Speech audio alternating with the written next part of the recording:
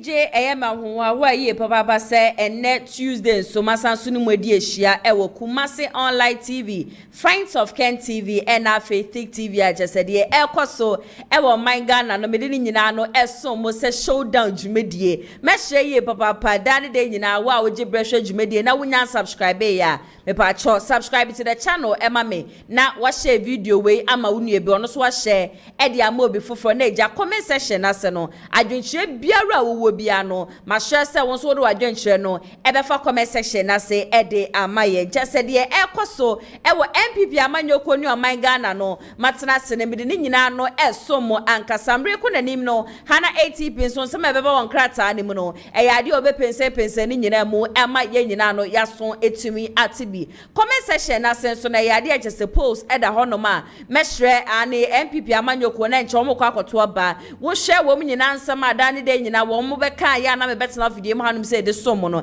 asama wo mo ka no de wo sha na asem aya na eto akomaso ye papa no mehre se obeto aba no ede ama no eya kompre ko hine Japan ana se Dr. Mahmoud Baumia ana se eye Brian Echampo ana se wudi ohunu se educhum se de wo be ye Minister of Education no o hande o man Ghana education sector ni ye papa nte no wo deserve so be flag bearer ede ama MPP amanyoko na mehre se obe voti ede ama no e wo comment section na se ede ama me na showdown jumedie nso de ye ne be so mo Mondays ekosi Fridays exactly 2 p.m. yacha on Tuesdays and Thursdays by 3:30 3:40 na yapomba Mondays, Wednesdays and Fridays there me pacho closing time no 4 p.m. and then so no yade amemma mahwefo nyina akwanya no nti wa pesa wo freba jumedie ne so na eja na so wo voice note wo asem bia pesa wo de ba 0550623377 akwanya no mebie dia tuma ne na munyina no mode mo voice note ede abesansan sema nana ya se wande me de show mo no enye easy enebusua enye asem ketwa kram Lionage Clinic GH ene Jumeko ajase ne wa masoma se ami to be di showdown jumedie asomo ewo baby biara mo hwe me efre me pacho yare biara da so a wachi a wonya anu aduro ne me kanfo wo mo ede ama wo mo de ne de eye herbal lankasa ne yesi yendi aduaba ne yemfa na hahan no ensa yade nti wo mo ne de aduaba no yedi awie nti hahan no en wo mo ede sa yare wo mo Kumasi esanso ewo enkramante mu ha baby biara wo bia obi memu kura na abesa wo frɛ wo mo no wo mo twetwe nkomo a yade akwanya no ɛwɔ hɔ no ma obetimi afrɛ wo mo na ono wo mo atwetwe nkomo yade bie no hɔ no ma busua eni din a wo mo nsa ne yade bia na yade ne eni din na yade biara wo din bia no upie mu ɛwɔ wo ma kachi a wo mo ɛwɔ edura just wo mo de bɛka ɛde ama wo mo yɛ adwuma Mondays ekosi Saturdays anopa 8 a.m. enter enwumre 6 p.m. no na yade a wo mo apon sɛ ye diabetes sɛ ye gonorrhea say yes syphilis arthritis wo honam ho sensem wo be ma ho sensem oba wo ba no hwede anopa da sebi ye nkabɔ ne pa efiri honom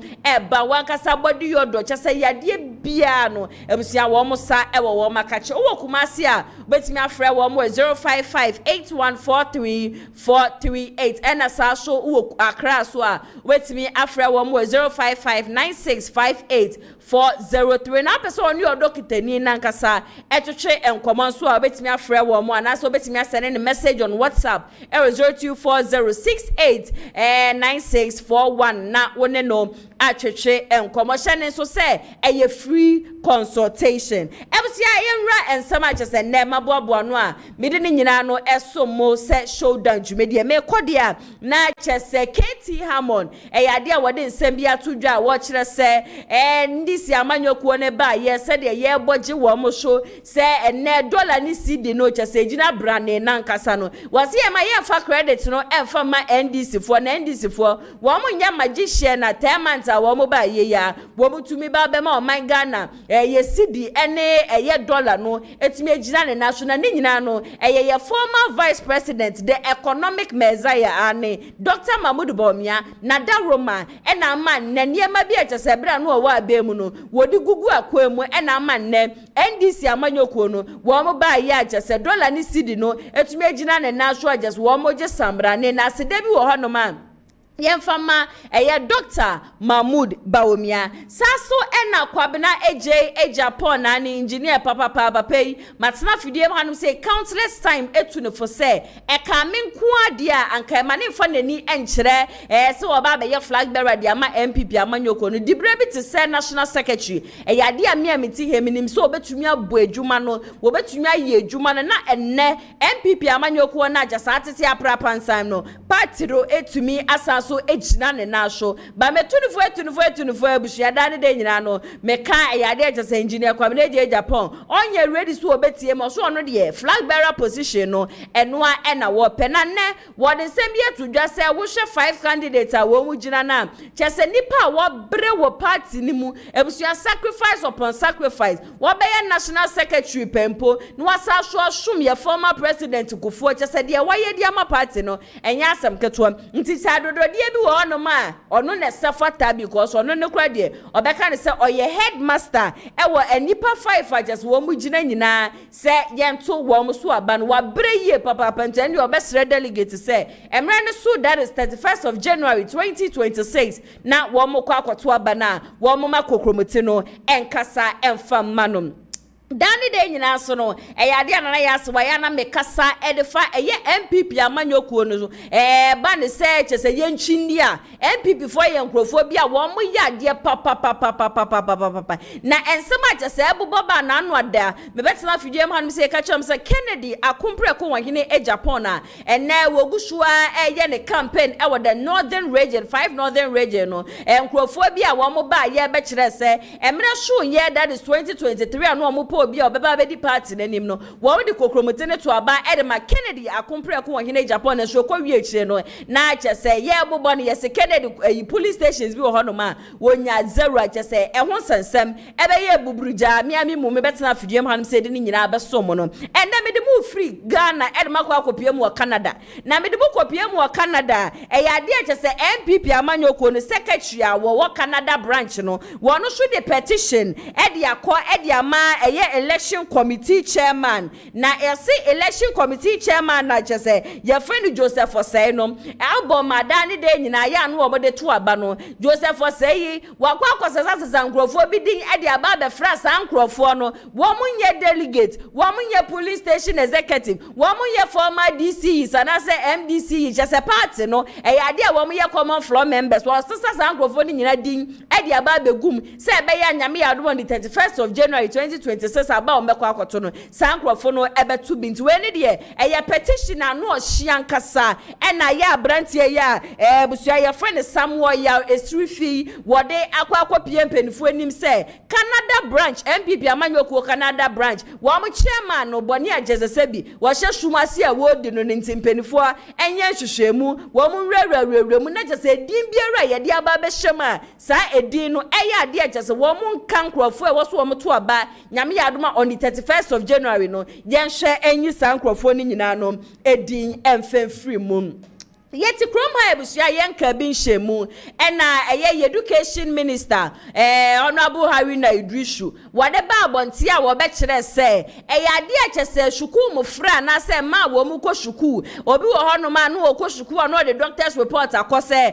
me de mitumi nyimiti ene ade na no ada na video bi echegu e wa be fonten fidie no so a ababa wa kama ababa wa sho no ankasa ni wie ne de chense wo ye China ni abraba we ye niti na just what ni hwadan a wo beko senior high school enu nti en wo mu twa niti na no na education minister be kire se sa video na circulate wa be fonten fidie no nim no yade a just ono agasa mu na beto ne na so na ebeto ne na so no ono ne de on befo aso se aba bi ba beko school ani tiri hu fuku ye won fe nkotena school dem de bi wo se o my Ghana ne de emra just wa ha ne se obi e ko school wo so twa down card ani emfa won no doctor's report uko shuku a e wo so yi wutiri kwabo na sa asem ya jase Haruna Idrisu bekan ye ena ndi amafo ahye na basa ne sira wa be fonten fidie no so a ye nuanom nkremofo esukura de wo manu atum bia wo mo kire se Mr. Haruna Idrisu ye nim se wo ye kremoni na wankasa wonnim se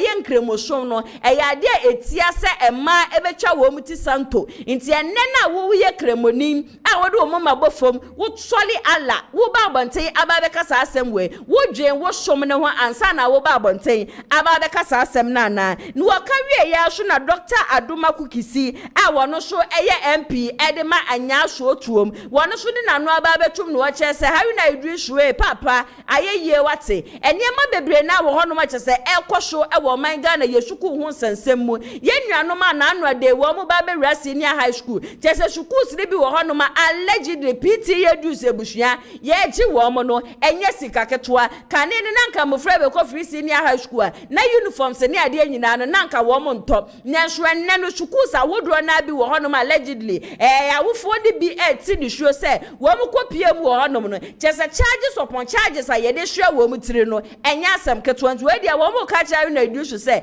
enema bebre na wo hono ma che se free senior high school ne tosi won cha no ni energy na hoode ne ade nyina no emfen ko hono na wo mu nhwe na wo man Ghana yesuku hu sensem no entumi ngina ne na so no forget se obi nkoyi ni tu obi nkoyi ni tire ye mfa we so na nye no ene be ma mfra no wo mu betumi edi ye na ne de hwe abusua me ne mo kasem mene na mabe fonten time video issue a ena me kopie mu e wo kwesi kwatia wo yes spokesperson e de Kennedy akompre ko hine Japan ni Facebook page na me kopie mu wo honom na ne abusua ene letter tete na jese papa wato ne bo na ene wachro ani obi besie teze sankasa nyasem ketwa ene wachro nsem ankasa ne nyina no efa according to eye kwesi kwati wo se ene me bia wo mo hye sumase a wo mo ye ene Kennedy akompre ko hine Japan ba bonte no de December tudwa ube ho na kwabra na eti baby na tes wato si asem no na da ne de nyina no wo mama na luki asif Kennedy akompre ko hine Japan je sebi ne shobro nsama na se shu be fu akra de e ya de je se bi mepie mu e wo man Ghana na sa ne letter ya ebusua wo chro ne titinti wo de koma Dennis Miracle Abuaje a wo no so edi Dr. Mahmoud Baumia echi na ne letter no headline ye da show e ye dear Mr. Dennis Miracle Abuaje me beto mebo na makenkan nsema agese wo mu ni nyina no e de amadiedi kai o say I have seen your post once again attempting to twist comments made by Honorable Kennedy AGYAPONG. It's the same old strategy of taking short clips, cutting them out of context and framing a completely false narrative just to make Ken look bad. This will not change the overwhelming evidence of irregularities and manipulations that worked in favor of your candidate, especially in the Northeast region. But for this systematic infraction designed in favor of your candidate, there was no way he could have pulled the 61% he got in the last primaries. Into number one, no nebushama kind of bro for the one. What you say? Dennis Miracle Abuaje won say never hu video bi na circulate wa be fonten time video no so say yes Kennedy akoka say mame fa ba ko hi example ba ko yes Kennedy say na nado dan ko ekufu ado na no abu egum ni ade na so say wo ko hwe sa full video na Kennedy akompre ko hine Japan wendi na nado dan ko ekufu ado atemo baby a wanka say na nado dan ko ekufu ado anu abu egum na mom no na ya sema na Kofi Joe ba che say e ba no man Ghana construction works ni na no omo de sa contract ne ma no ono ne nsema wo kan ye no ena na akompre ko hine Japan e ka se ono kura wo wie o sere se memfa nchem yo na nyeme na me ka na yo si mesi sei ena e ka ne so mkotwa baby kakra na o kasa na nado dan ko ekufu ado na no abu egum e de be ye propaganda ni ade no ena kwesi kwa ate ka se enne na che so mkopie mu notice amafo di evidence ni ade aba be kire se wo mo di kokromoti ne to aba de ma Kennedy akompre ko hine Japan 2023 primaries no. According to Kwesi Kwate, was say Sanka Bibia Kwaya French manka John His Excellency, your former Vice President Dr. Mahmoud Baumia, and Kasa 61% in Ponya, you know, and Yadia and Kobenya. Me quite the second topic or Sasu Rezi Yen say our team intentionally chose silence on those matters because we value the image and unity of the party. I have no doubt that if we had earlier complained about this electoral injustice, your camp would have been the same people to have blamed us for your candidate's poor performance in the general election. The Atoshumiensa, Ken's comments were not made in vacuum. They stem from a place of injustice and the evidence of rigging in the last election. If someone gets 92 votes in an election and they are counted as 0, this is potent enough to trigger outrage. This is precisely why the team has set up an anti-rigging committee to protect the party from internal manipulation in the next primaries. If your team truly believes in unity and fairness, you should be welcoming this initiative instead of discrediting the concerns raised. Masina video ma ka kyerɛ mo Kennedy akompre ko hine Japan ade a kyese woni Jojo Rocky and team no wo mate rigging committee ya wo mo ankasa no wo ya wese 2023 aba na ye koto ye prime minister aba no ade a wo mu wie mu de ma Dr. Mahmoud Bawumia into this time anti rigging committee ne de yes obi a vote be count into we nya bra ye du obi ko gina beebi no hwehwehwa obi na to aba ma we na wan to aba ma we ye adwuma we ne ye de bedu da bi enti ne anti rigging committee no wo mate na Dr. Mahmoud Bawumia team se no according to Kwesi Kwati or yes spokesperson dem akompre ko hine Japan ose mo kura de anka de we e osanka mo embrace because ye na ye hwehwe ye pepeyo se ebetumi aba party ni mu na mo betina be bi na mo kasa tobe ne dia enye no na ebema ye MPP amanyoko no etumi edi nkunim metwaso edi amamu dia ose on your third insinuations that we lost the 2024 election because of case utterances. I am not sure those utterances include the famous claim that when the fundamentals are weak, the exchange rate would expose you. At a time when the cedi was completely moved from 4 Ghana cedis to 17 to the dollar. I also doubt it was case utterances that stopped our government from paying the over 100,000 NAPCO employees. Again, Kennedy never lied about building an airport for the Central region. So there is definitely no way the people of Central voted against us because of something Ken said. In any event, was Ken the one who implemented the domestic debt exchange program that dishearteningly destroyed people's savings? Was he the head of the economic management team that recorded the worst inflation in our history? Was it Ken who promised to fix the economy? Or was it Ken who switched to preaching digitalization when what Ghanaians desperately needed was a clear, open, honest, and hopeful message about the collapsed economy then? Not to talk of the arrogance of power displayed by some of you who mistook government communication for talking down to citizens, dismissing public concerns and making ordinary Ghanaians feel unheard. You cannot treat genuine concerns with disrespect. Continue to exhibit the same condescending and combative attitude towards senior party members who helped build this tradition long before your candidate ever dreamt of leading it and tend to blame others of our lose. 7. And before I forget, I want to remind you that in communication, one can make their point strongly without being rude or disrespectful to others. Many have complained about your posture in communicating, and I believe it's about time you tell your story with respect and dignity towards others. The same pride, combativeness and arrogance that caused us the 2024 election seem to have intensified in opposition and could very well become the ban of our 2028 campaign. In the unlikely event your candidate even wins the primaries. Na chese Kwesi Kwati wakasa edema Kennedy akompre ko hine Japan ne brofo akakraka ne tenti just wo chiro ye edema Dennis Miracle Abuaje wono so edi Dr. Mahmoud Bawumia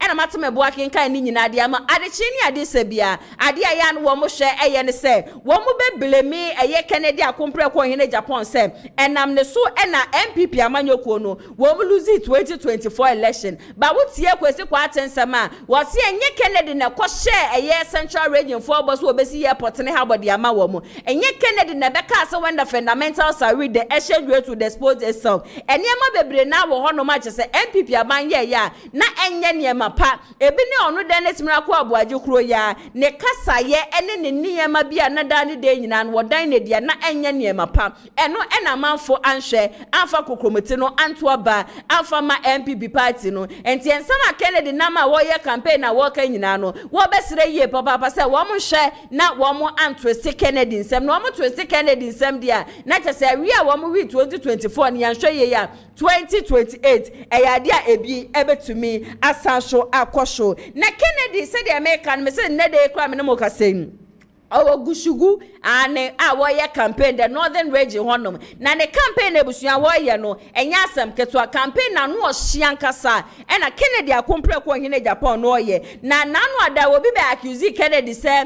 ya de agese Kennedy akompre ko hine Japan ye ko prime minister wo we ye no na won be so obeye campaign kura de ama MPP amanyoko no e na wan ye campaign ni ade e na okote da ye ene according to Kennedy akompre ko hine Japan wo se say ye pedansi ni anase ye so wo a yenko ni yenko bisam yankasa me kuruma ade nyina Dr. Matthew Opoku prempe na po se ebra chese wo mu ko 2023 prime minister ni wie ye a chese ore ye no ne niema eni chese ne japade ni street light ni ade chese wo de support ye Dr. Mahmoud Bawumia anka ye ko election ni wie ye na wo mo report no anka kwabra ni pontumi ngina ne na so na wankoto nka se o papa Kennedy akompre ko ine Japan ye da wasio moni yo wate ya de chese election ye ko ye ya ye wi ye would say ababeboa according to akompre ko ine Japan o se nipa ba kumpo ni honoma obe support obe dan na se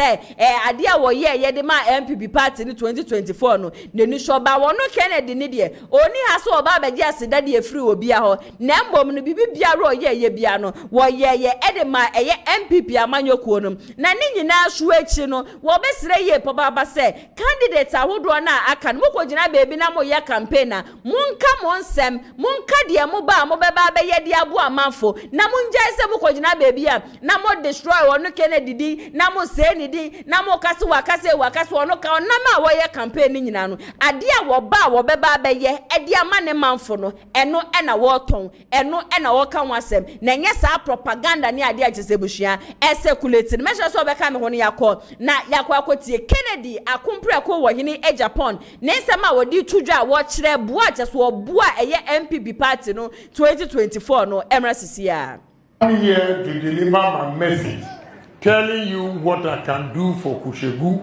and the 5 northern regions. I've come not to insult anybody, but you will get politicians when I leave here who come and do propaganda because they don't have a message, they don't have business ideas.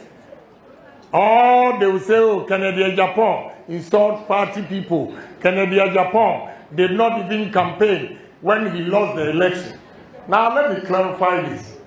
When I lost the election, I campaigned for our candidate. And the sad part is, I gave some of the constituencies I gave the candidates 100,000 cedis.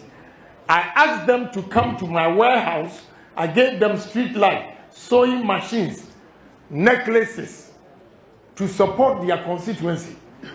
But when we lost, nobody has called me to say, oh, Kennedy Japan, thank you. Nobody has said that to me. But I'm not worried. I did it for the party. If they don't believe it, I know you are capturing it. They should call the vice presidential candidate, Napo, and ask him. I took him to my warehouse and showed him the things that I was going to distribute to the party people, which I did. But they come here, tell the people what you can do for them, and stop propaganda. Some are saying that, oh, if you vote for Kennedy Japan to win, NDC is going to arrest him because he killed Ameswali.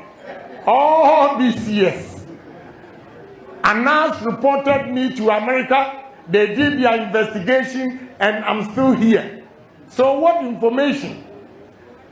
Some are saying, oh, I'm campaigning. They thought I don't have money. So they are surprised that I even have this money. Now they are saying that, oh, Mahama has paid my money. That is why I'm campaigning. It won't help us. We need unity in the party. I have come here to tell you what I can do. So when they come with their propaganda, ask them what they can do for you and not the propaganda. They did the same thing and we lost miserably. If they want us to lose again, I have done my part. Go wherever you go, Maslache, they say bring Kennedy Japan. In the churches, bring Kennedy Japan. Market, bring Kennedy Japan. Buses, bring Kennedy Japan. restaurant, bring Kennedy AGYAPONG. When the youth are talking, bring Kennedy AGYAPONG. It's power we want. We don't want a flag bearer who cannot give us power. So I'm begging you. You see these 10 months in opposition, how you are sweating. You see? I'm also sweating. So are we going to stay in opposition for 8 to 12 years when they have a candidate that Ghanaians are begging MPP people to bring in? So I beg you, we are not the only people going to vote. We are going to sell our candidate to Ghanaians like we did the last time. So when you go 31st January, only look up there, number 1. Honorable Kennedy AGYAPONG. Kennedy akompre kon wo hene AGYAPONG no kopie mu ewo gushigu no ensama wode kotu dwa ewo honom no ene yakọ akwakotie ni nyina no aba ne ntine propaganda amafo ye campaign wo mo beton wo mo candidate ne no ametena afidie mu amekan mesi abronye dis obi a wo ye campaign e de ama Dr. Mahmoud Bawumia na ya ma whole platform na kade ba Bawumia ba obeba abaye no weje no e de ato honom ene afidie wa sha ase a wo attack Kennedy akompre kon hene AGYAPONG. Kennedy say wono ne de on be attack obia on de nsem e na wo kan into the candidate fufuro so ba na wo mo yeso mo be propaganda ka kire wo mo say enipa na wo mo peso wo mo de ne ba no wo mo nkasa nipa ne de wo ba obeba abaye. And also e ya de aje say we yi ano report ne nam na Kennedy nye campaign na Kennedy anye campaign e na Kennedy ne nsem o ke kan ye nyina ka na ma MPP we ye wa chechire mu na resources kura na Odebua eye MPP amanyoko no enye Asem ketwa. Nende one of the biggest questions I hear bisa ne se Bawumia di nkunima Kennedy akompre ko hene AGYAPONG ya hwede ekeka kone ade nyina obeje bibi biara wo ye bia ho na wa support Dr. Mahmoud Bawumia anase se Dr. Mahmoud Bawumia so di ncho na Kennedy akompre ko hene AGYAPONG edi nkunima inshallah ye nim se yede no na bebe mu no eyade Dr. Mahmoud Bawumia ebeba no oba be support eye Kennedy akompre ko hene AGYAPONG na kwesi kwaten eyi sansen we nyina no se eba na Kennedy akompre ko hene AGYAPONG na 2023 ye ko Prime Minister just worry you know idea just support Dr. Mahmoud Bawumia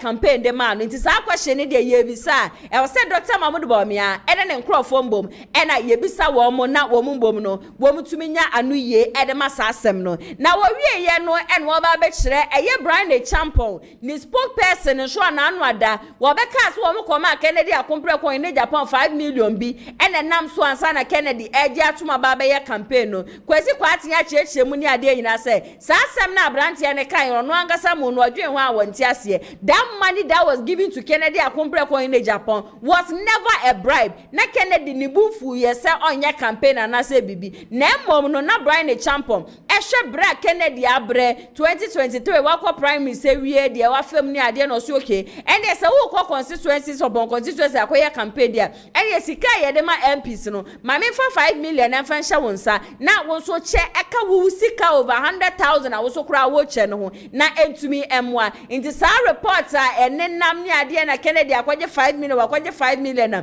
tesa Dr. Mahmoud Bawumia nkrofo wo mo de aye trap ya just wo mo wi na no pe wi ani anajo no kwesi kwate ato ne bo a cheche sansem we nyina mu a mehwe so obeka me ho no yakọ na yakọ akotie ni nchwehwemu ne so abasisia. Say in the unlikely event, say can I win here? Much of the Bawumia campaign. This question will be Musa. Me say about Musa because there's a record for that for Ken. There's a track record. 2023 when you go di Bawumia. In they say Bawumia Musa say Ken we near oba be di. Now net is kebi gra koso sana or dia tun have di that's true. Amusi sikabea. Sir Brian paid money to Asem we menka wa say that me ya na go pa be try to me post and say respond one of the respond. It was clear no this is the briefing I have. But my main answer from this way. Yet to abani we no Ken visit a minimum of 100 constituencies. Or the emphasis 100 no. On each constituency 100,000 Ghana cedis. Ti Asem you 100,000 Ghana cedis multiplied by 100 constituencies 10 million cedis. And it will be say or no na Ken 5 million and sana or move other 5 million so for free. Common sense logic. you could be in a position you could be in a certain position by virtue of a position or campaign it be a campaign fans be there 95 and this be a so papa campaign juma na ka oh any campaign sika ni bi no oh any also okwa jefabo aspirants na that cannot be said say obi na akọ bribe ken ansa na ken enko sorry what kind of logic is that obi on no spend 10 million on his own yes one akọ buy 5 million who does that so no call 100 constituencies on each parliamentary candidate now why do we nyansa say Brian Champion ko bribe ken ansa na ken akoye djuma na Brian so onyesa there is no way Brian himself best story akọ ken or say me ko bribe ansa na why djuma oh no I've given you the facts that the facts are that ken no crack 100 constituencies minus ni team hotel or mutuai security odi move ye edidi odi ye cars ye de beko fuel ye beto service ye be ye no uma 100 parliamentary candidates no uma obia 100,000 Ghana cedis and no ye 10 million Ghana cedis okay the 10 million no buza says so almost say Dr. Brian Champion e bribe. You see there is a difference say oh ken wako contest every no aboka bebre na oh honorable so all rounds there me so me boa with parliamentary candidates in A amounts that's completely different and your own team no and ye bia yesu say no. And of course, Brian was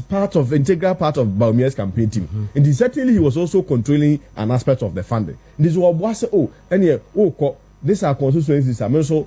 be a more 50 there, Mr. Crame, 50 as also. And now, so should be 100 constituencies, and ye 150 a day. Now also to me the cover more. Now also my party in the Enkamuma. That is completely different from say, yes, Yakubu be 5 million Ghana cedi. Can 5 million. And if Nippon also 277 houses were cry low. Or talk about what I say. It's not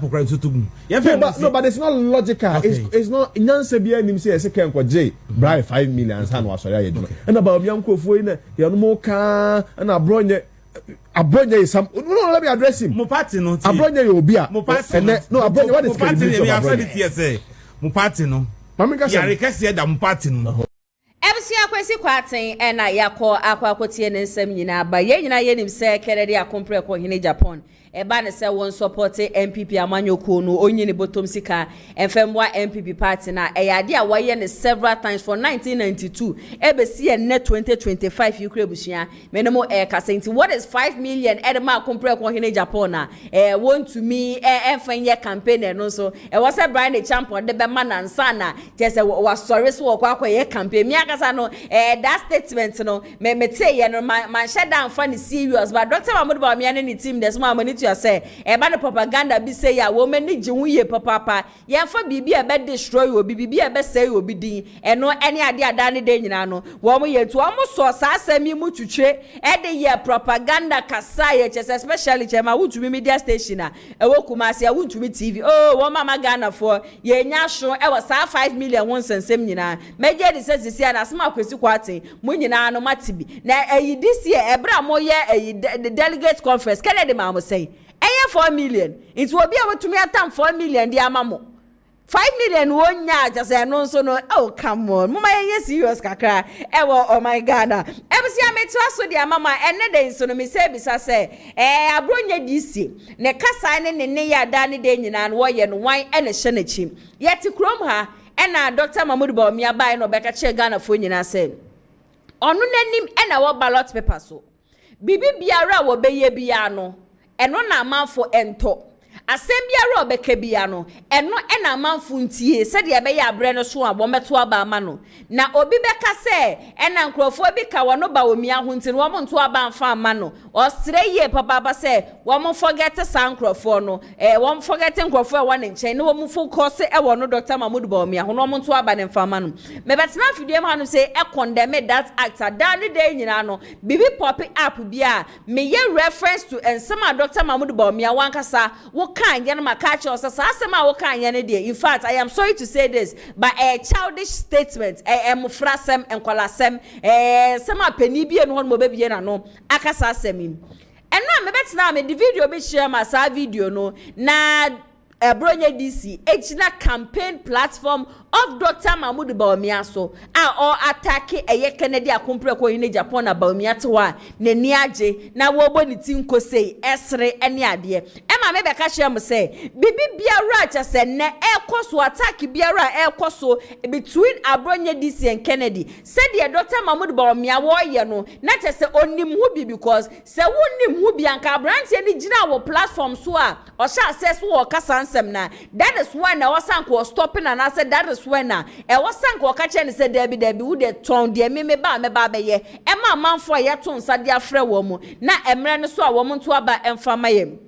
debi ameka me se eye kweku anan na wo ye adwuma wo na 2 TV Abrantie no di Kennedy echi especially ebro na Kennedy yesa expose so na kwekwa na woni Kennedy pa o jese de bia nwumre bia no omote na 2 TV na de wo mo faya asofofo ni ade ira no omotutu bi di ama no emre bi ba ya kwekwa na yi kasa editia eye Dr. Mahmoud Bawumia Kennedy original ne na so pame Abrantie ni di free ni media station say eye party enti na media station wo ho nti sa wo be ye bibi e be ko atia party ne dia enya dia mefo aso anso hono ma nanu ada Alex yi show eba ye be keka nsem say chema wontumi chia ye chi no no ma direction ni ade Kennedy akompre ko hine Japan eba abonten ebe condemn sa act na be ka say sa asem na Alex ye no Alex tete e ka no Kennedy nim ho hwe no kura na ye ade wa fra Alex tete no echi na nim because odi na chi nti the moment obeba abonten beba be ka bibi say no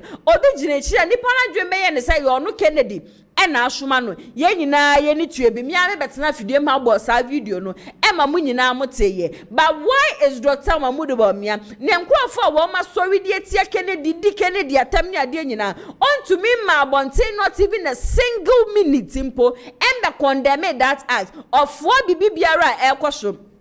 after so mo copy mo jama south ebushia ama foto to ayampia de ma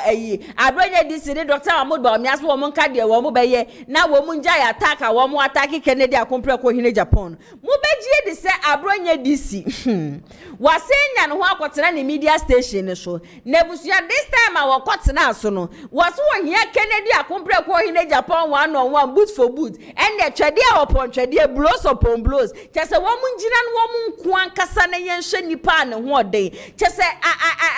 it's getting to say ase bibi biara sa Abrantie ne ye bia no ase o provoke Kennedy akompre ko hine Japan to the core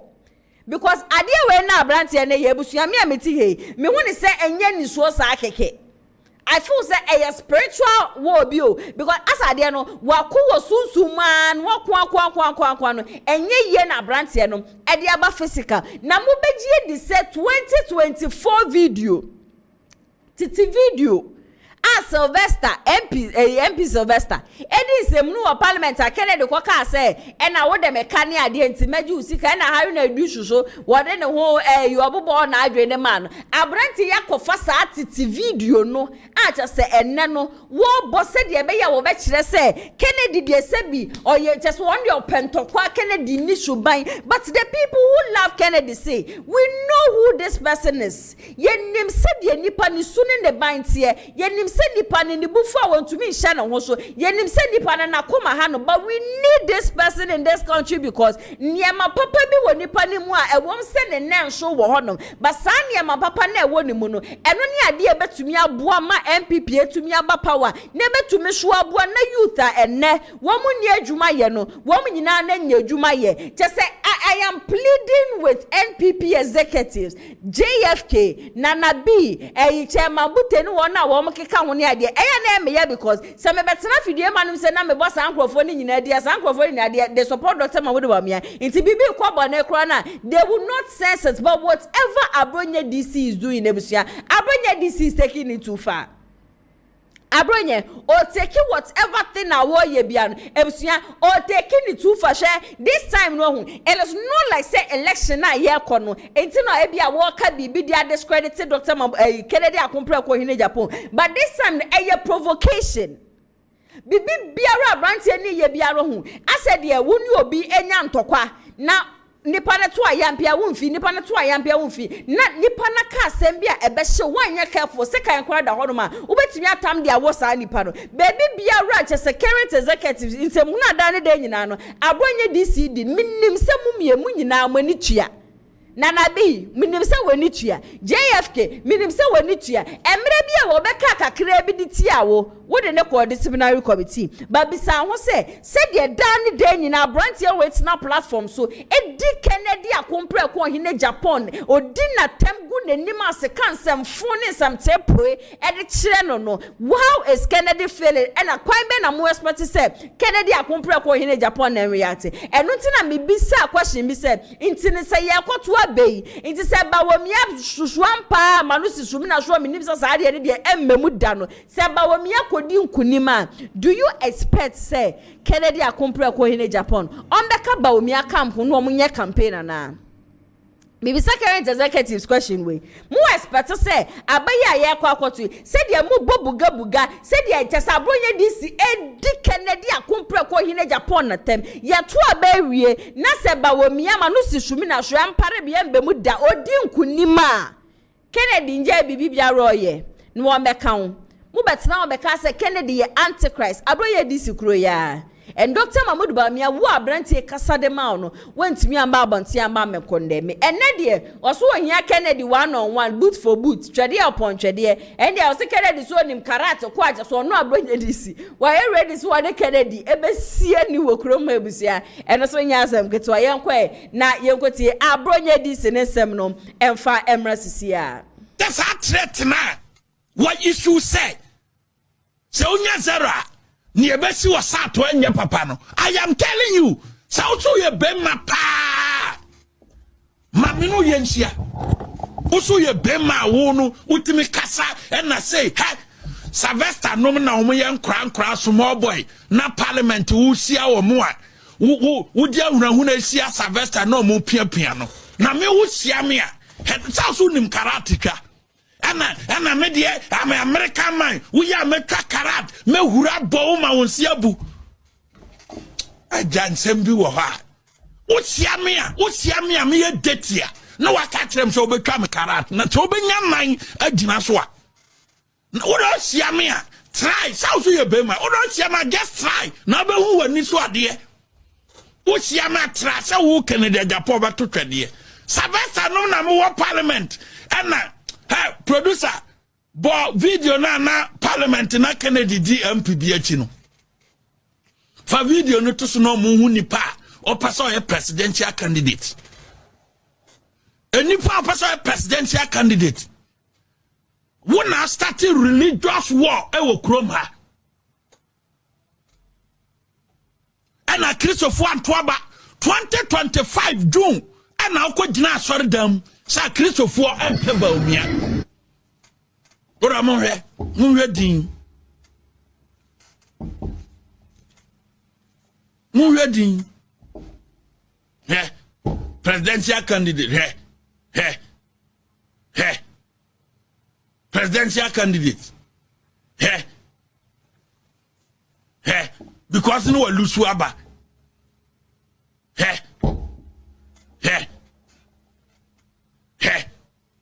Anyan ngwase presidential candidate wo lusu abare suba no koda na do parliament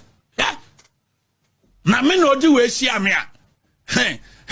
me na di we sia me a kabana no ka de ni nyina dwiragu me na di we sia me a say my ye campaign tia nti wo be sia parliament chese ni buafu no di we sia me kabana ka we nyina adwiragu kama dwiri ni nyina agu kama bu ponu benkum ni mfama na hu se ye we na wo Sylvester mo tara mo se mo ye mema ni nam kroma o tia wa sia no bie ni be ma o ya ni se because o say ameswale ye yo show ni picture say obi amono na asemba obetua na asema ba o so amomo na asemba na asema ba nti ye na ta no nti officer ye be ma me say constituency a obenya zero ye betwe zero anti sao empty threat no fa kwahye ayi wo yiri Christine passe in fact politics dey ebusia ye nyina ye nim se ayefo because wo hwe abronye this year enne ono no etimi bie na no ka se sanka Kennedy sade we hia na ko bebo na papa na Kennedy ye presidential material na nya asem na yenka anka Ghana na ye wom nka dem pa na ka ebusu ye kire ye so anka ye pobi mana be ma mpedi wo krom ha ye se ye kofa Dr. Mahmoud Bawumia so on be president of this country. Oh, inti mu ya na mu ka na mu piapia bohu na afi Kennedy supporters wo so ko social media no so a no wo so de Dr. Mahmoud Bawumia su ho no wo so ahuro na nkasa na so we ye metena ha and discredit Dr. Mahmoud Bawumia ye ni maka chem se shoulder jumede de ye ni atem ba wo ya de na nya na nyansa nyankopon de ma ye no ye be poni bi e de ama abronye DC enough of the attack on Kennedy akompre ko hine Japan your candidate Dr. Mahmoud Bawumia ton no say this shouldn't be bibia ye den because say wo bi say wo bia wo ye Kennedy ni say adenti na pe Kennedy akompre ko hine Japan na ebusu obenya bibia ka kire obekire na entia wo pe Kennedy akompre ko hine Japan but bisa ba wo miankrofo ne say adenti na wo mo pe Dr. Mahmoud Bawumia wo mo nya hwenka nkire oye fine gentleman ba wo mia de ondidi atem ena ba wo mia wo ahobrase masa ye hyase fa wo na wo mo nidi atem ye hyase fa wo na wo mo wo ahobrase ehimfa na de yenkosi na nanu da kwa gufuado waba no wode brofoto ho no ma na tase wakoma na ebo pe na nadu oba no ne brofo akasiye a obekan ye ekwawi achi wo mekan je ye se sika mpedede Bosha na nado da kwa kufuado ehye ne kasa wo kan ye ena na nado de wo frisikemo into obaje so onde o manga na sika kra wo fa ne sanka ne ade na nado da kwa kufuado fi ya be mu abusua yenhye MPP for Jesus so do musi fama o manga na bo foma enne yoko upon CID office se wo mo koba ne se wo mo koba bosha na nado da kwa kufuado hye ne ebusua ni nyina no di so ana enye ni nyina no di so enne de ya me na mo ka sei monim se chema wontumi ye issue bench warrant anka emefa no ane chema wontumi enne nyame nko anka ni tu chi anka se busua nya asem ketwa se I think October 7th eno copy mu akwata ye ja 50 million Ghana cedis inti na enne de ya me na mo ka sei na osanka ja na so do obepie mu court na enne na wo mo twen ye no na tese chema wontumi mma na according to judge awotena asem no wose time e wosanka chema wontumi bepie mu court 9 am na so 9 ne boy na chema wontumi ni honom eno issue bench warrant say enko tebirim chema wontumi free tokoro biara o hyemu bia no enfambre nyankopo wo hata hoi eno di ni ho afofie ene ne lawyer ndi apia kubi ene ndi wo kowura court around 10 am ene ndi okọ sure eyi judge ne nine say judge we dia mesiro ye papa fa che ye wate na ye nkwa de ye bepie mu court dem ho ntemo na mbom ne ye nim say 10 ena mo beka ya Asem enu nti ena ye ntumi ambepie mu wo court 9 ene se wo mo ye judge ne say ne last warning ankasa ena ode ma wo mo say the next time ye beka se wo mo bepie mu wo court no wo mo ye this mistake and the bench warrant e beka akotabrim naba ye na ye ni makonta mine won sense illegal mine na chama wuntumi according to reporter Elbernard wa ye didiako nwe forest ni ajeje say insure ni ye forest ni ade a papa chama wuntumi wa say ni wo krom ha na ebusua enya Asem ketwonti enne wone nam na ho say yesie na ye declare bench warrant say metabrim chama wuntumi ni ade a ni nyina no e na wa chekire mu e de a kire mu no ntin as at the time na so ko bie wo court no 9 am but ebo 9 no na chama wuntumi ni court enti lawyer ne nim say judge nim say na chama wuntumi wa ma we say keep permission and ye the bench warrant e kwa akofa na ba ene say nyame ya adoma ne lawyer adaroma judge ne de ne bo ne chair ne man strong warning say on hye na ansa so anto asubem na bia na next time no bia na we nya ne fufule fosa sisi ye na ye nim dada say chama wuntumi ontumi free o man Ghana nkopie mu obi memu Togo ye dan na chi hampo no ya de achema wutumi ontumi nko ene de ya mena mo ka say ne passport kra no da CID office chema wutumi ni register apart from CC regions ya no betumi akosi say eye ni case wo court fa akonta mining any illegal mining won sensem no ni nyina no betumi aba de wieye na yembisa say why na di Kennedy akompre ko hina Japan de chi a NDC ababa ye mate say yesi ato nsa de afre no muncheme nipa baako not even a single person no obi enu hono ma wodi Kennedy echi a ndc ba ye iyokofo afre no anase ye di fo afre ebi sida na so ye nyina ye nim de ekoba womia ne nkrofo ada de de nyina no so wo mu free si ya di office ba so wo mo ba so wo mu ko yoko ane se wo mo ba iti delegate amre so wo de kokromotin be kwa akwato aba no san nkrofo we ya na se Dr. Mahmoud ba mia sa ba ye flag bearer de ma MPP amanyoko na Ghana for koto no so aba 2028 sa boni ya enne wo mo dia wo mu di yoko hono makoni aba ne ade no sa boni no ebe koso akoso nti mo kwoto aba mo hye nipa boni ne afi ni kika wa bia no enne ne ho na mo fa kokromoti no ento aba emfa masa nipa no ebusua mede mo ekode a na chese yesi vote for Ken vote for jobs ane woto aba ne de makenedi akompre ko hine Japan na chese ndwuma nkasa ena chese we vote ediama na weni na ebusua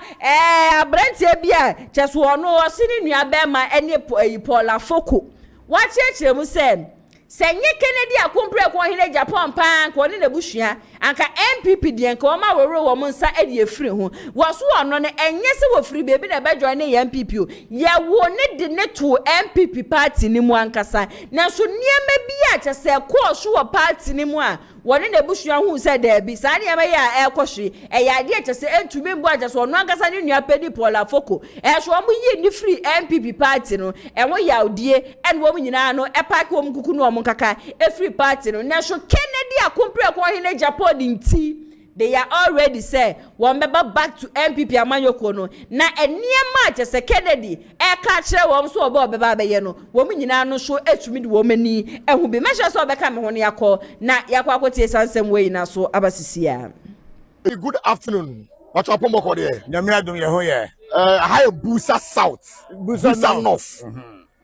Mo yam penifo mo gina ha ya, ye bedru Busa North no. And I'm penifo go kroma de tumanim say your papa fodu na omodo MPP na MPP eda omakoma so. Now because of enyoma 1-2 bint no, am penifo atwom free party no since 2016 besine. Party ni ye bibia mo for mo nhemu da. But I know what to say Kennedy akompre ko Japan. Busa South I say. Any party delegate abeshia atwem komo na nani swade hu atwani no. And I'm penifo say you Kennedy akompre ko Japan aba de a. Almost baba be ka omonsem e de ache delegate. Akomonsem de ache MPP ma. Akomonsem ma delegate party ase say you Kennedy akompre ko Japan pe. Ene betumi nkabom ene nkumdi abre party no. Na me ma me kasa enwa no. Pese mpanifo na oboni di no tere baby owo no tere nim tuore tere metie for na hwefo nyina. Tipani akwan da wo betumi akasa. Yo me da wase. Me de John Ishmael Afoko. Ye wo me to MPP mu enye se e ko bi a me misale na me be hjem me di me wo be hjem. Me papa owo me waka baby. Oni omanpanyu ku for serve or serve council of state for 8 years. Oni ku for na court satras ninya na ojaye juma no. Na wa be pen baby afa. Nti ye wo me di two party no na me ni John pa me MPP ni wo be ya dia me yi me tie film da. Na be do 2016 me bra Paula Foko national chairman. You see you suspending every party no na me say wow. And there's a more you make free party no more. And I will tell me so me baby mfa. Mo mpa me brand mo mpa me so masam. Me fam pa me nante nananu so. E beside me papa ka baby and any 10 years. So say John enye upe na odi jai kuo nu na ne edi ye wo bra no te ha wa wo ko ento no de wa ma me kwase bebi a me pa bia no me fa me tin fa wurem na no kwan so no me so me di me ti du wurem me shara ye se ebe ya no me campaign ma NDC pa parliamentary candidate to presidential me campaign ma John Mama ne honorable James Agalga na se ne ohinu ya ba na so no na ebe di okuo na anim a and they we dey say me say be fi anya bone. You know, so me tell kasa ni mo ba so what you say. And I'm kwanya party penifo ne party.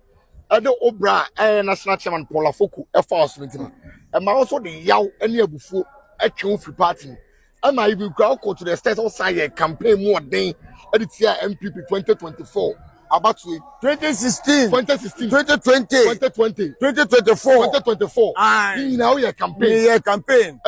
me mountain platform There's a campaign that was started we are MPP. We are in 2016 and we are in 2020 and but 2024 the year man. 2028 when about campaign amount. 2028 here Japan win the God the Mitanichi. Second Japan just secretary ko na na mo no woman na o ma say. Japan ya win MPP primaries in Mitanichi. I didn't want to Japan with your Papa no information is there and come with them there because no kwa brochenya kwa ye nyina no eya mete obaga na so doma wa bo mo factors we bi a wo de bo ankwala nyina no me eya me de enye bia ebe me kom ni wo kwa wo no kwa bo wo safo be bia ohini Kennedy free onye adwuma bi ye bo bebi onya bibi didi odi bi bre ni fie for eya mame masom dropa eye ente be dana say nyame kira no ye ni kase Kennedy so that was na pese bubusa wo say and na era Kennedy akon proko Japan all kwa pra onam yi ni message a na men sama o ka che delegate from but what bia na emode mitimu kakra say opreach unity opre kruye na opreach enu swa eboapa because yes be no ka say MPP party no ya scattered na kanya no na oban penyin dada okoye yi na ye wo kuo bi ye fro bi say parliamentary candidate ni ko nie na we su say na obi agina nchenchen ye nyina ye ni faako it is say we nyina be ba na say nyina be ka goma and they can say 2028 there nkunim de there e be ba man na wo gidie say ye Kennedy akon proko Japan every ni primary say 2028 MP with oh but masa be adeji e dey tin ma okasa dey be de makra papa for ama na wi ni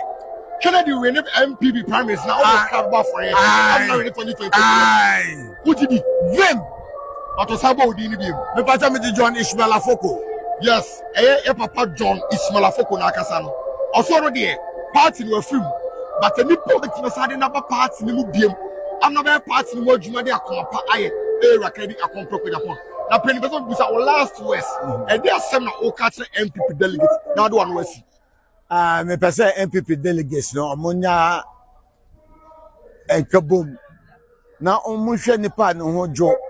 ye pe obi obebe twa ntro da che okwaja platform so akomount stage a na se di kesa no ye okai tie no ye dia bisa na ontimi yi ano ente no ye nyina ye hwe di na kesa nje se we kwampo na sikasem na party in power ina di takashi bi di ji ya dia free papa yin sema na ka by this time no MPP na kenin bebi ayeda something can be power aye mate send them mate ya papa Paul Ishmael Afoko no John Ishmael Afoko no was MPP delegate asempa we etia mo pese party no esaba power na party no mo mafi mu nyina etimi saba ebe ya adwumaden e de party no ba power 2028 ya we e penalty ye de ato mama no yese mo monhye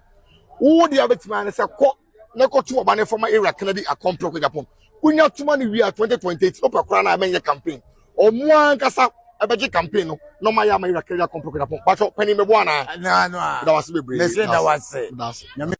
Ebusia na chese Paul Afoko ni nua bema na yakwa akotie ensem a ode atudwane nenti a wo mo aba join back to MPP ene nenti a wo mo ne de omo hu ni se Kennedy akompre ko hine Japan ene obi a jeso obetumi aboa MPP party no na MPP party no etumi aba power Kennedy na akasa mu nso ebusia campaign no jese nye yizu oguso a wo ya nkasa this time no o si no intimidation and ye maye mo obi biara ehwehwaye sa statement ne se yedi obi akọ eyi ba akwenti no yensa so san fa ne mra nsa na obetimi aba bedi nkudim Kennedy se sa na yedi obi akọ ba akọ statement ne de enya de ebe ye adwuma no wo mfa obi aje so on de wo ba ya amafo be ye ready so meto aba de aba because ne Kennedy baby biara obefe bia no amafo kire se he is the rightful person no eni obi aje se wo mo pe wo no eni obi a wo mu nim se wo ba obetumi aboa na oman Ghana afa ne ntuma pefra no when watch se sa 5 candidates are ejire nyina no say yes ye pede o ye popular ye papa dia na je say you no Kennedy akompre ko hine Japan na northern region hompo no candidate ni mu ba ko ofri northern region po no say abofra wedi 2 years and answer 3 years would you no Kennedy gina ho now the northern region for candidate ye ba omi akura gina ho na wo bisa say why ni Kennedy akompre ko hine Japan abofra no kura betimi select say Kennedy akompre ko hine Japan ni nti ono ni de o ye popular ankasa je so obi anim no nti say MPP for say ya to will be 60 years into ono na ya popular ono Kennedy de ya popular from 1992 ebe si 2025 na wo wie ye no wa kire de wo ba obeba be ye ede ama ye nuanu ma wo mo northern region contract ni ade a chese wanya firi obi memu ni ade so ya bi inside so obeba be dua wo honom chese papa na busua what the policies ni egu for ma ohun wuti echi a na chese wo bo nsem Elbernard Kennedy akompre ko hine Japan sanse ne ni hwade hu no e ya de a hwan kasa ye ma ne sa chance na trust me so my Ghana be fa ne ntuma pay fra yanko na yanko tie Kennedy akompre ko hine Japan emra sisia say ni pani nyina no beto atia enti we have to be mature. Let's tolerate each other. Who support obi a unya enemy what you say but say huna no our de be shame and this time we are going to protect you. We will protect you. Say ebi ana minister bi abetina ba bi aye to aba no ehwe enipa to aba this time you ma omu chance say obi anyo obi a demo ko to aba no fears you so agini na Nyankopon de ama wo na hu na tie message Ghana for every man say if you bring Kennedy Japan we are going to vote for you. Some people will come and argue, say, obi akobako, enti yamfa nko mienu ya tono nada. I want to tell you today, say out of the 5 candidates, obi enwa wa ya popular, eche make Kennedy Japan in Ghana here. Nobody. From 1992 till now, matome me ho, opa, line nipa 5 ni nyina, ebi fili area ha, north ha. Na mo ntie ko gina edwom ha. Ni enhwe akolakura wodi 2 years ebetimi identify Kennedy Japan. Kini sramo omi enya kokuduro. Eba se o e dia share executives once into executives monim the right thing and you don't want to do it. Mon party ni ye into na mu huna delegates.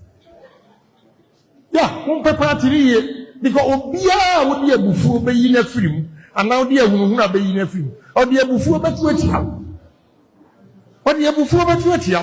e wo senka yetimi hu ekwan a ehunu a modi ye fa so e ma the right candidate engineer winning e me yakọ lose in the history of MPP politics still ma say yakokuduro e timi ehunu nkofo be bold munya kokuduro na mo yusu madwen ento aba emma Ghana nipa Ghana for pe it's power we don't want just a flag bearer it's power we want ti mesremo munya kukuduro ni ento aba no fairly ye wia ye nyina yakabom wo abe wini we all support masa atendidie ene yirame no for the sake of unity I have closed my ears and I don't even listen or watch social media. Mintie news, mintie bibia, media. I'm focusing on the campaign. Timunya Jidie, Upper West, you have a lot of opportunities for employment for the youth of this area. Timunya opportunity. Number one, you man making me about. My challenge, your chairman, compare assassin. Between 20 to 40,000 acres. And you see, soya bean. I'm challenging executive. Munkopa Sasi. Namumra. Menemo Baye. Farms, you know. Amumo. Soya bean. In high demand. China, they've given me contract of 2.5 million. But I can't supply it. They won't get involved. May I have nothing against anybody. We are all party people. Yenya ekroya yentimi and winning. There's no one candidate aspirant or nonkwa ebetimi. So we need unity in the party. But maybe what is important to me is the welfare of the party people. So Mahama etimia create employment at the man and for there. Miss Menya Kukudro a create employment for you. Madam Asem,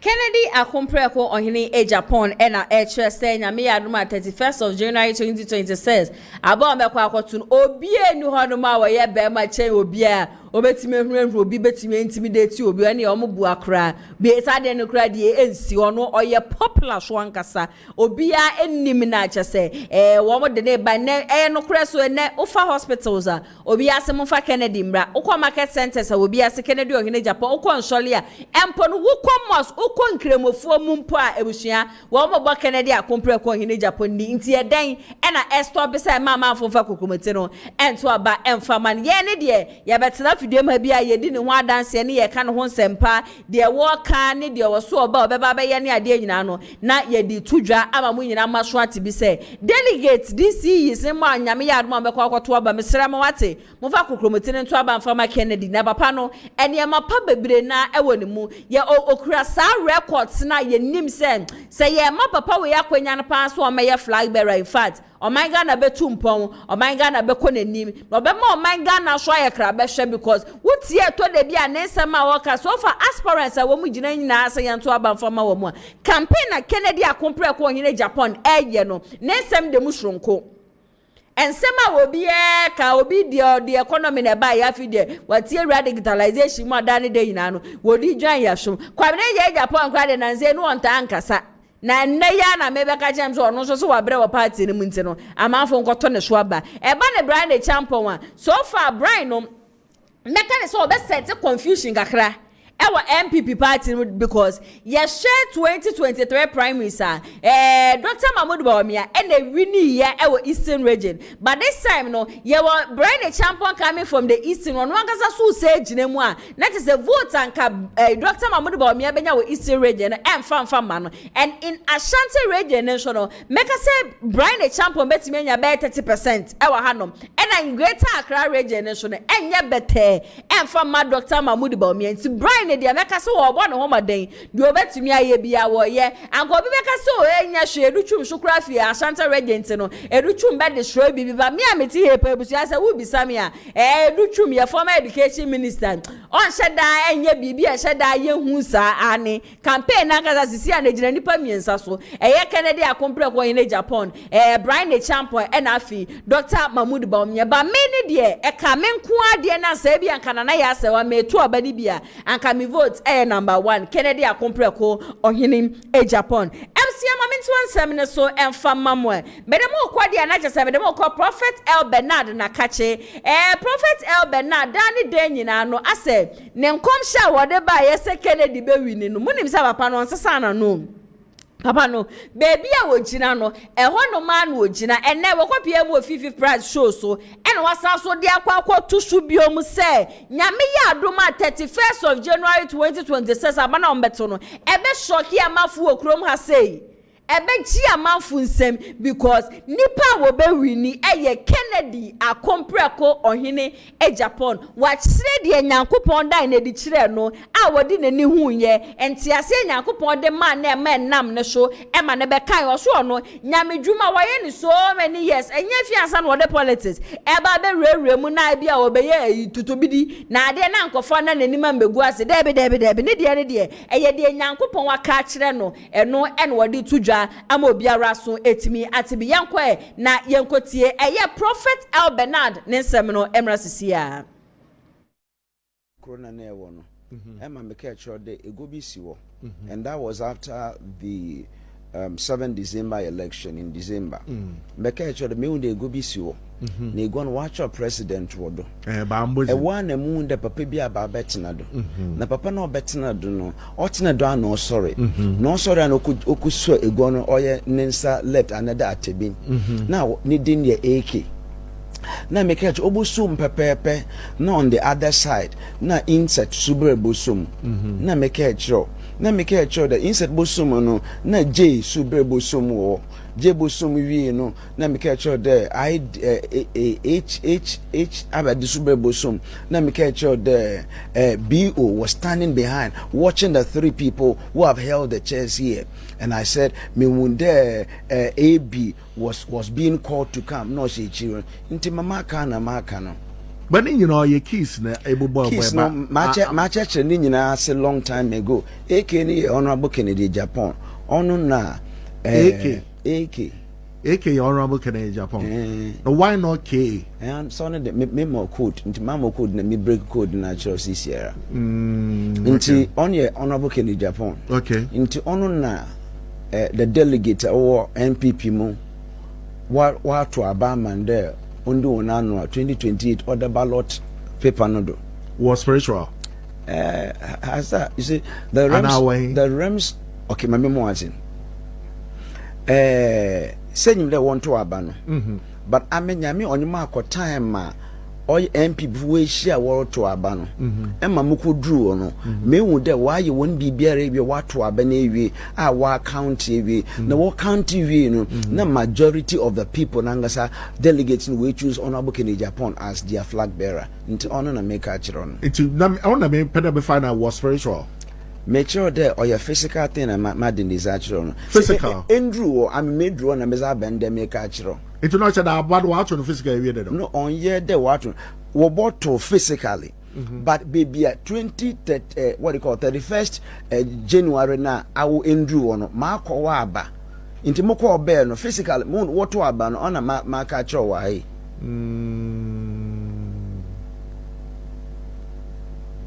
Okay. In there. Ibinum warochan ochina.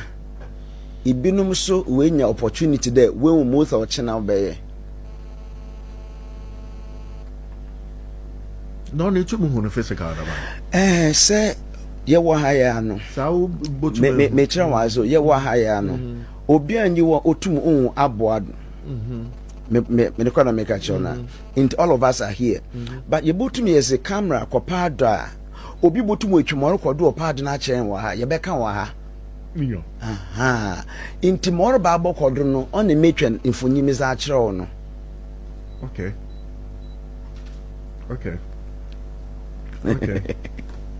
no nyaza obesesa so oda hotum ejumi my year since 1999 na meye no nsempi wa bem ma fa nzemepi mu Inti me make sure that say muwaze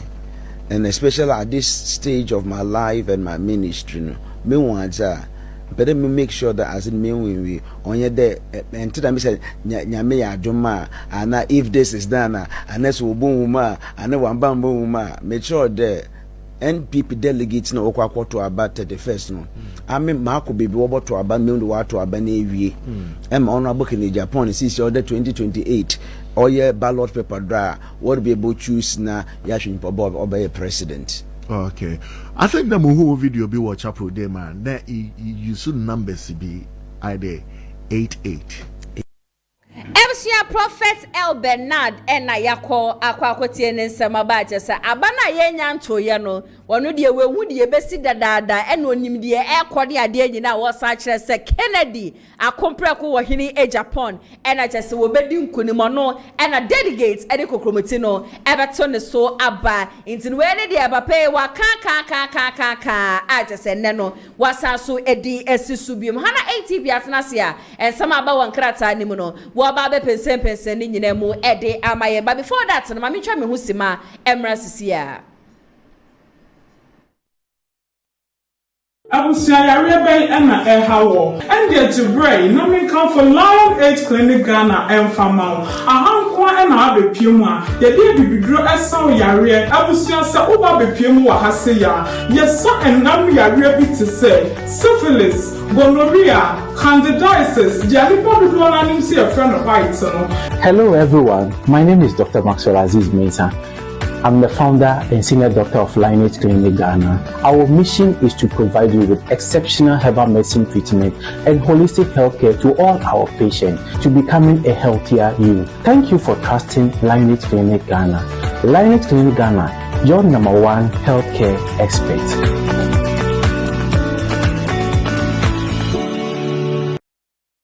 no mo nso amo join here from start abesi ene day no ye beda mu nyina asiye papa in fact embre no 336 dwumedie no de aye de dem say haya ena ye de nyina ebesi na Lionage Clinic GH4 ena ne wo mo so amase a mitumi e de shoulder dwumedie no ebe so mo me pacho yare ben ena da so a wechi a wonya no duro wo body no niam atesen wo ye be ma koku don show no hwode anopa entumi emma maache sa so na ade no hu weni bo ade tokuro de ni ana jese wo de wa pepe e de egu fom ana se wo ne de se bi e tro e da wo be ma mu na prostate ana se wo de ne de obe ma no ahono wo ye oba so se wa gasa wo hwa wo man se no jese ase honom ne niam enkoyie wo honom syphilis gonorrhea HIV candidiasis diabetes hypertension ene yade aka ni nyina so de bepie mu wo Lionage Clinic GH a me pacho wo mu we bibiduro papa wo mu betumi ede aka ede ama na yade no etuturu mirika ede afiri wo widie mu wo mu wankramante mu sa so ene wo mu Kumasi ha na enkramante mu ne de wo mu sphincters a ne sa so ene Kumasi ha num se ne so de wo mu tech maxima me pacho numbers mienu eda kasafoni neni nom wo betumi afamu bia na wafrɛ wo mu asɛm de ne se wo obi memu a eye free consultation